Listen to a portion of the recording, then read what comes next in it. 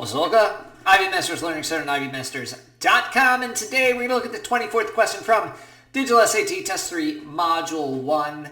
As soon as you see that there are bullet points, don't read the bullet points, but you always do what you're told. Forget about that. Don't read it just because it's there, because this is what's going to happen. You're going to look at the answer choices. They're all going to be true based on the bullets, and you're going to be confused. So you got to pay attention to this one and only thing.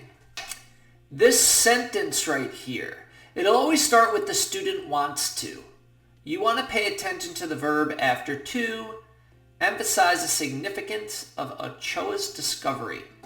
There's only going to be one answer choice that emphasizes the significance of Ochoa's discovery. What significance, you say? It means importance. So it's got to emphasize the importance of Ochoa's discovery. Answer choice A, Ochoa's 1955 discovery of PNPase proved critical, important, significant to deciphering the human genetic code, leading to a better understanding of how genetic variations affect human health. That looks like a fantastic answer choice. Make sure you do read all the answers anyway. Answer is B. Ochoa first discovered PNPase, an enzyme that he hypothesized contained the genetic blueprints for mRNA in 1955. It tells you about it, but it doesn't tell you why it's important. B is gone.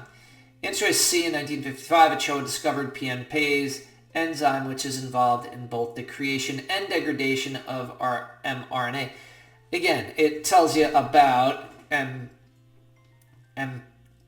PNPase, but that's gone. Answer is D.